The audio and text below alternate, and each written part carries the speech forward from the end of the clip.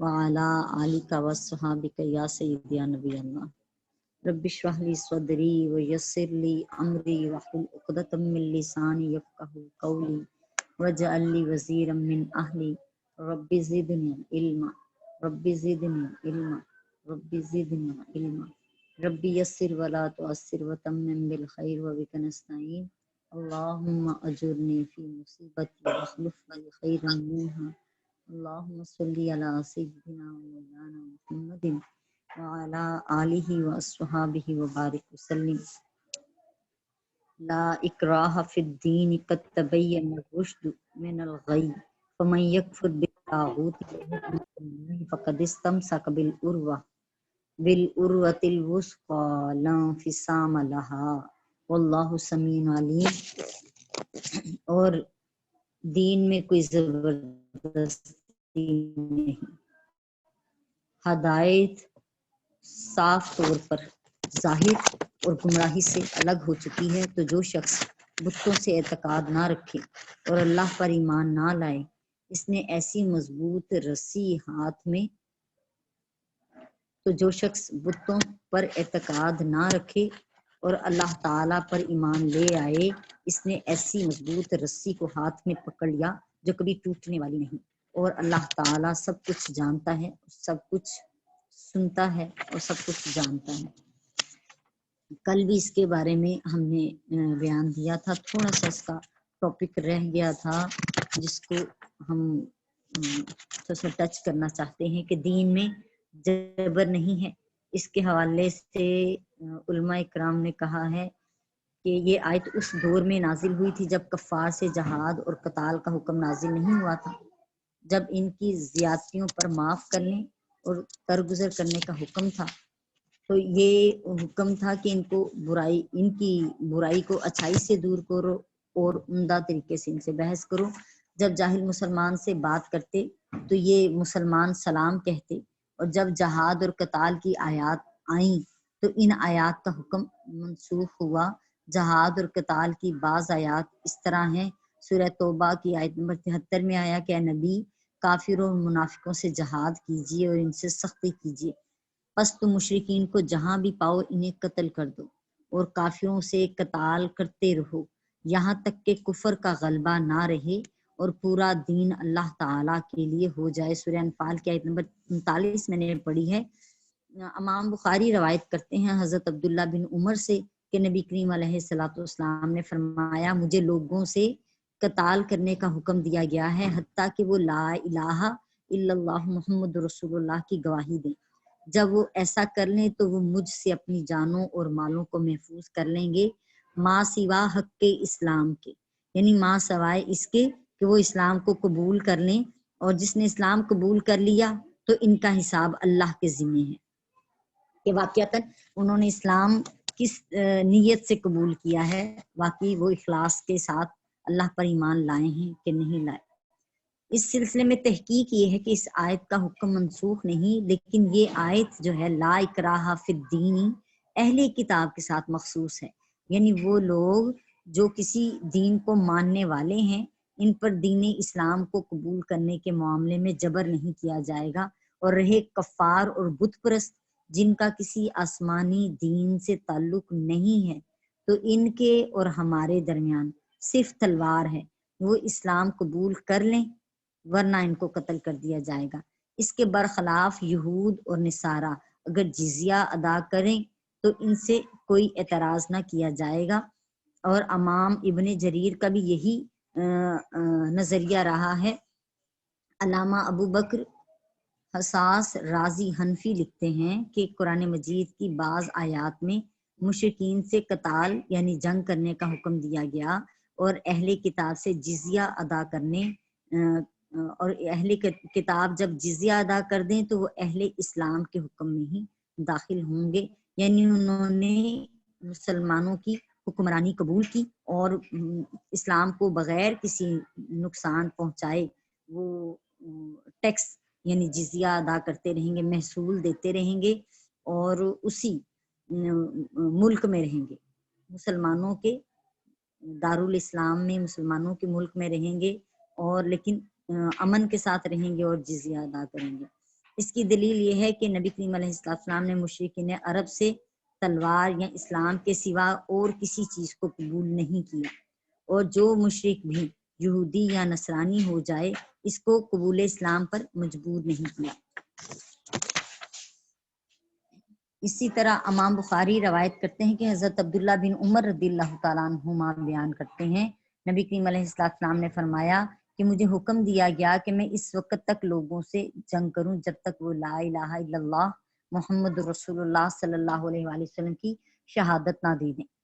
اور نماز قائم کریں اور زکوٰۃ ادا کریں۔ یعنی یہ چیزیں چیک کرنی ہیں، ایک کہ کیا وہ کلمے پر گواہی دیتا ہے، نمبر 2 کہ وہ نماز قائم کرتا ہے، نمبر 3 زکوٰۃ ادا کرتا ہے۔ اگر یہ 3 نشانیاں اس کے اندر ہیں تو سمجھیں کہ وہ مسلمان ہے۔ اگر انہوں نے ایسا کر لیا، حدیث پاک کا باقی حصہ ہے، اگر انہوں نے ایسا کر لیا تو وہ مجھ سے اپنی جانوں اور مالوں کو بچا لیں گے ما سوائے اسلام کے حق کے، اور ان کا حساب اللہ کے ذمہ ہے۔ یعنی جو انہوں نے اسلام قبول کیا ہے وہ کس نیت سے کیا ہے، اس کا حساب اللہ ہی لینے والا ہے۔ اگر ڈر کی نیت سے کیا ہے یا ویسے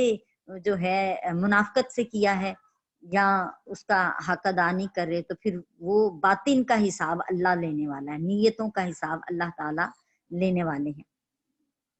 حضرت ابن عباس رضی اللہ تعالیٰ عنہما بیان کرتے ہیں کہ نبی کریم علیہ السلام نے کسی قوم سے اس وقت تک جنگ نہیں کی جب تک ان کو پہلے اسلام کی دعوت نہیں دے دیتے تھے۔ یعنی پہلے دعوت جاتی تھی اور اگر وہ دعوت قبول نہ کرتے تو پھر ان کی طرف جنگ کا پیغام جاتا تھا۔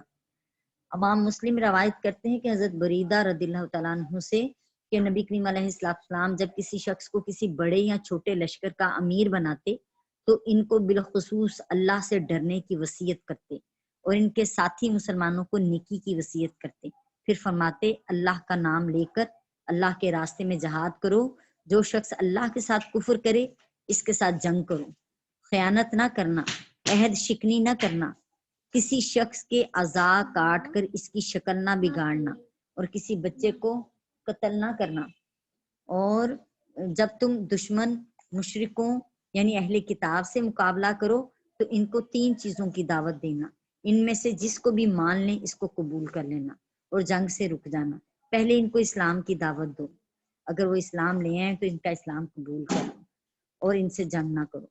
اور ان سے کہو کہ وہ اپنا شہر چھوڑ کر مہاجرین کے شہر میں آ جائیں۔ اگر وہ مہاجرین کے شہر میں آنے سے انکار کر دیں تو ان کو یہ خبر کر دو کہ پھر ان پر دیہاتی مسلمانوں کا حکم لاگو ہوگا۔ اگر وہ اس دعوت کو قبول نہ کریں تو پھر ان سے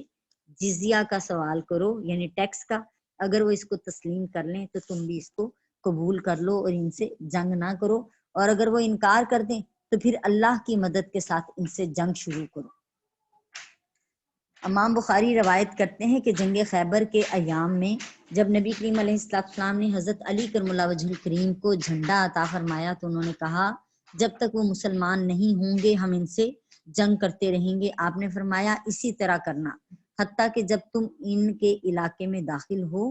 تو پہلے ان کو اسلام کی دعوت دینا اور ان کو یہ خبر دینا کہ ان پر کیا احکام واجب ہیں۔ اللہ کی قسم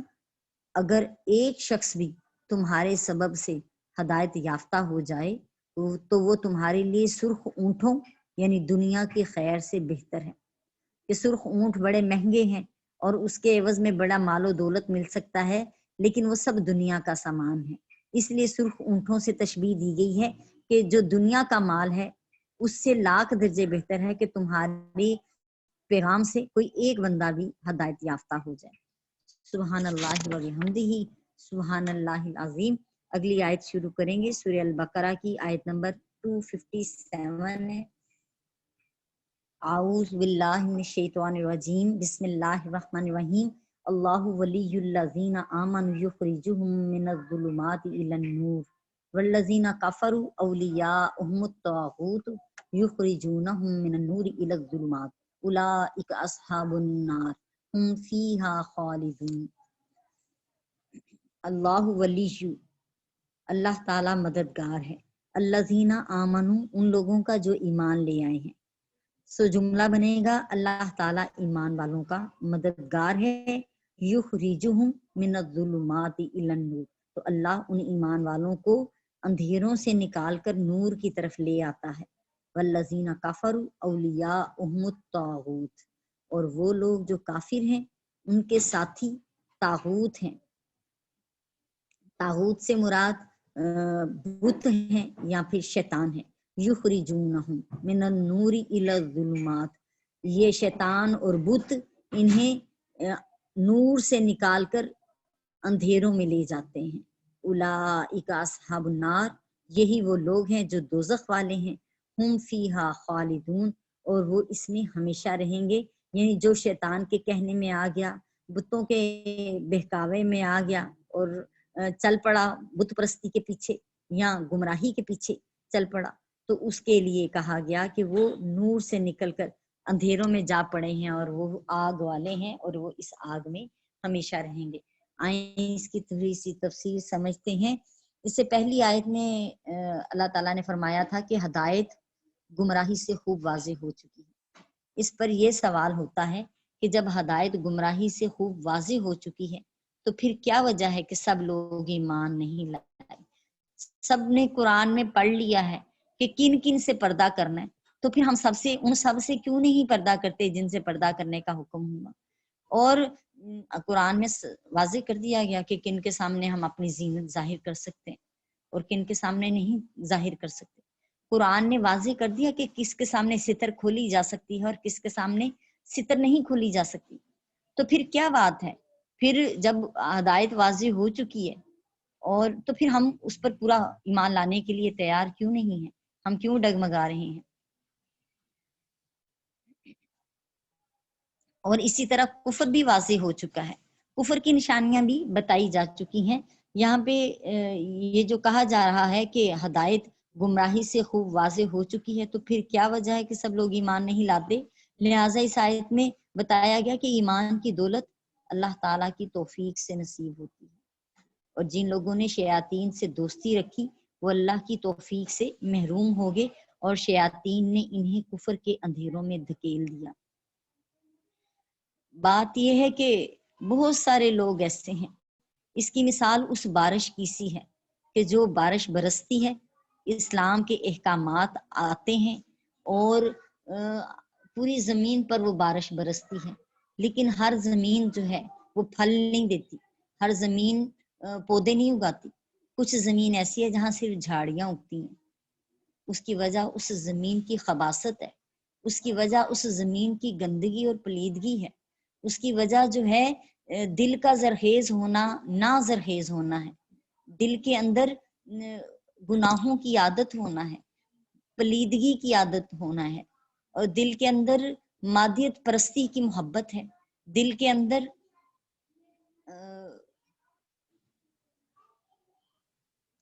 فیشن پرستی ہے، دل کے اندر غرور و تکبر کا بت ہے۔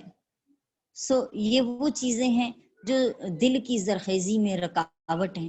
اور قرآن کی آیتیں تو سب کو ایک جیسی سنائی جا رہی ہیں، بتائی جا رہی ہیں، لیکن اس کے اثرات ہر دل پر مختلف ہیں۔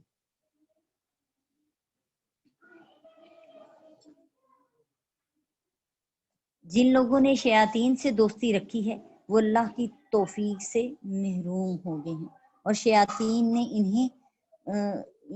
انہیں کفر کے اندھیروں میں دھکیل دیا ہے۔ جو ان کے آثار تھے کہ اللہ تعالیٰ نے تو سب کے لیے برابر ہی راستے کھول دیے تھے، اگر کسی کے اندر طلب ہوتی تو اللہ تعالیٰ اس کے لیے آسانیاں پیدا فرما دیتا۔ جو چاہتا ہے کہ میں قرآن کی طرف آ جاؤں، اللہ تعالیٰ اس کے لیے قرآن کے راستے وسیلے پیدا فرما دیتا ہے، اور جو چاہتا ہے نہیں میں نے کمپیوٹر سیکھنا ہے تو اللہ تعالیٰ اس کے لیے کمپیوٹر کے راستے کھول دیتا ہے۔ جو چاہتا ہے نہیں میں نے کلب جوائن کرنا ہے، اللہ تعالیٰ اس کے لیے کلب کے راستے کھول دیتا ہے۔ یہ انسان کا کسب یعنی ارادے کا اختیار اللہ تعالیٰ نے انسان کو دیا ہے۔ جو ہی انسان کسب کرتا ہے، ارادہ کرتا ہے، تو اللہ تعالیٰ اس کی تخلیق فرما دیتا ہے، وہ راستے کھول دیتا ہے اس کے لیے جس طرف بھی جانا چاہے۔ ولی کا معنی یہاں پہ ہے جی واللہ اللہ ولی الذین، ولی کا معنی ہے جی مددگار، محب اور کارساز، یعنی اللہ تعالی ایمان والوں کا محب ہے یا مددگار ہے یا کارساز ہے۔ اس آیت میں فرمایا ہے کہ اللہ تعالیٰ مومنوں کو اندھیروں سے نکال کر نور کی طرف لے کر آتا ہے. یعنی جوں جوں آیت سنتے ہیں تو اس کے اندر سے غلاظتیں دور ہونی شروع ہو جاتی ہیں، نکلنی شروع ہو جاتی ہیں. جیسے انسان چھانتا ہے تو صاف مٹی علیحدہ ہو جاتی ہے اور کنکر روڑے اوپر نکل آتے ہیں، الگ ہو جاتے ہیں. جوں جوں آیت سنتا ہے تو اللہ کی محبت دل میں گڑتی ہے. اس حدیث پاک کی طرح جس میں نبی کریم علیہ الصلوۃ والسلام نے فرمایا جو اللہ کا ذکر کرتا ہے تو یا نیکی کا کام کرتا ہے اپنے مالک کی رضا کے لیے تو اس کے دل پر ایک سفید نقطہ لگتا ہے. جو ہی اس ذکر کو بڑھاتا ہے تو وہ نقطہ تھوڑا بڑا ہو جاتا ہے. جو ہی اور نیکی کا کام کرتا ہے تو وہ نقطہ اور بڑا ہو جاتا ہے، یہاں تک کہ آہستہ آہستہ اس کے دل کے اندھیرے کم ہونے شروع ہو جاتے ہیں اور روشنی بڑھنی شروع ہو جاتی ہے. اور جوں جوں قرآن سنتا چلا جاتا ہے اس کے دل کی خباثتیں دور ہونی شروع ہو جاتی ہیں، طہارت ملنی شروع ہو جاتی ہے اور انسان کی پرائرٹیز بدل جاتی ہیں. انسان کی اللہ سے دوستی ہو جاتی ہے اور وہ اپنے مالک کے ساتھ سچا سچا جڑ جاتا ہے. پھر جب وہ کسی دنیا دار میں جا کے بیٹھتا ہے تو اس میں اور دنیا دار میں بڑا فرق ہوتا ہے. جس کے اندر مادیت پرستی ہے اور اس کو قرآن کی آیت جو ہے چھو کر نہیں گئی اور اس کو قرآن کے نور کا علم نہیں ہے اس میں، اور وہ جس پر قرآن روز روشن کی طرح عیاں ہو گیا ہے، اس کے نور سے منور ہو گیا ہے وہ دل، تو اس دل میں اور اس دل میں بڑا فرق ہوگا. ایسے ہی کہ کسی نے علم حاصل کیا ہے اور اس نے پی ایچ ڈی کی ڈگری لے لی ہے، اس نے ایم فل کر لیا ہے، اس شخص میں اور ایک دیہاتی ہے، جاہل ہے، ان پڑھ ہے، ان دونوں میں دونوں کا ایک معیار نہیں ہوگا. دونوں کے مائنڈ ایک جیسا نہیں ہے، دونوں کی سوچ ایک جیسی نہیں ہے، دونوں کے اندر انسانیت ایک جیسی نہیں ہے، دونوں کے اندر طہارت ایک جیسی نہیں ہوگی. ایک لا علم ہے اور ایک علم والا ہو گیا ہے.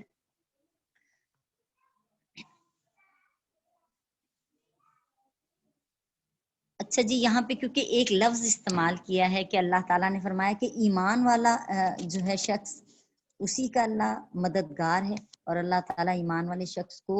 اندھیروں سے نکال کر روشنی کی طرف لے آتا ہے. تو سوال اٹھتا ہے کہ مومن تو ایمان کی وجہ سے پہلے ہی نور میں ہے نہ کہ ظلمات میں، پھر اس کو ظلمات سے نکالنے کا معنی کیا ہے؟ ظلمات سے نکالنے کا معنی یہ ہے کہ اس کے اخراج یعنی نکالنے کے دو معنی ہو سکتے ہیں، ایک حقیقی معنی اور ایک مجازی معنی. اگر حقیقی معنی ہو تو ایمان والوں سے مراد ہے کہ جنہوں نے ایمان لانے کا ارادہ کیا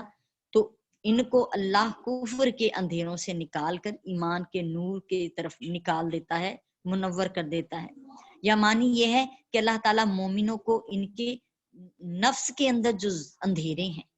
وہاں سے نکال کر آداب شریعت کی طرف نکال لاتا ہے، تو ان کے اندر اللہ کی رضا پیدا ہوتی ہے، سچائی صدق پیدا ہوتا ہے، اپنے مالک پہ بھروسہ یعنی توکل پیدا ہوتا ہے، معرفت یعنی اللہ تعالیٰ کی پہچان ہو جاتی ہے، اللہ تعالیٰ سے ایک تعلق بندھ جاتا ہے، اور محبت الہی جو ہی تعلق بنتا ہے تو اپنے مالک کا شوق پیدا ہوتا ہے اور اپنے مالک سے محبت ہو جاتی ہے، اور انسان جو ہے اس راستے کی طرف گامزن ہو جاتا ہے جو کہ اصل اور حقیقی راہ ہے، جس کے لیے اللہ نے ہمیں اس دنیا میں بھیجا ہے کہ اپنے مالک کی معرفت حاصل کریں اور اس سے محبت کریں، کیونکہ وہی اس کا اصل حقدار ہے. یا پھر اس کا معنی یہ ہو سکتا ہے کہ ان کو وحشت سے اور فرقت کے اندھیروں سے نکال کر سکون اور وصل کے نور کی طرف نکالتا ہے. وحشت ہے اکیلا پن یا بے چینی، اور بے چینی سے نکل کر وہ سکون کی طرف آتا ہے، اور فرقت ہے جدائی، یعنی اللہ سے غافل رہنا جدائی ہے، الگ ہے، اللہ سے پہچان ہی نہیں کی، اللہ سے دوستی نہیں کی، زندگی گزار دی ہے، 40 سال گزر گئے ہیں، 50 سال گزر گئے ہیں زندگی کو اور اپنے مالک سے دوستی نہیں بنائی. تو کہا کہ اس کو اللہ تعالیٰ وصل یعنی ملاقات عطا کرتا ہے، جب اس کو اللہ کی رضا کا شوق پیدا ہو جاتا ہے، سچائی کا، توکل کا، معرفت کا، محبت الہی کا، تو انسان جو ہے اپنے مالک سے پھر ملنے کی چاہت جو ہے اس کو پا لیتا ہے، اور اس کی چاہت میں انسان جو ہے اپنے مالک کے راستے پر چلنے لگ جاتا ہے اور اس نور کو، اس نور سے اس کا دل منور ہونے لگ جاتا ہے۔ اس اخراج سے معنی مجازن معنی یہ ہے باز رکھنا، یعنی اللہ تعالیٰ مومنوں کو کفر سے دور رکھے گا، کفر کی نفرت ان کے دل میں داخل ہو جائے گی۔ اور سورہ حجرات میں بھی ایسے آیا ہے کہ اللہ تعالیٰ کا کتنا کرم ہے مومن پہ کہ ان کے اندر ایمان کی محبت ڈال دی ہے اور کفر کی نفرت ڈال دی ہے، نافرمانی کی نفرت ڈال دی ہے اور گناہوں کی نفرت ڈال دی ہے۔ سو ایک مومن جو ہے وہ کفر سے نفرت جیسے آگ میں ڈالے جانے سے نفرت کرتا ہے، اسی طرح مومن جو ہے گناہوں سے نفرت کرتا ہے، غلطی سے ہو جائے تو توبہ کی طرف دوڑتا ہے، ندامت اختیار کرتا ہے اور روتا گڑ گڑاتا ہے اور اپنے رب کو منا لیتا ہے توبہ کر کے۔ اللہ تعالیٰ ارشاد فرماتے ہیں کہ جن لوگوں نے والذین کفروا اولیاءهم الطاغوت، جن لوگوں نے شیطان کو اپنا دوست بنا لیا ہے، گمراہی کو اپنا دوست بنا لیا ہے، جن لوگوں نے کفر کیا ہے ان کے دوست طاغوت ہیں اور ان کو روشنی سے اندھیروں کی طرف نکالتے ہیں۔ یہ یہاں پر بھی یہ طاغوت کون ہے؟ گمراہ کر دینے والا، اور گمراہ کر دینے والا کون ہے جی؟ ہمارا سب سے بڑا دشمن، یا بنی آدمہ لا تعبدوا الشیطان انہ لکم عدو مبین، اے بنی آدم شیطان کی پوجا نہ کرنا،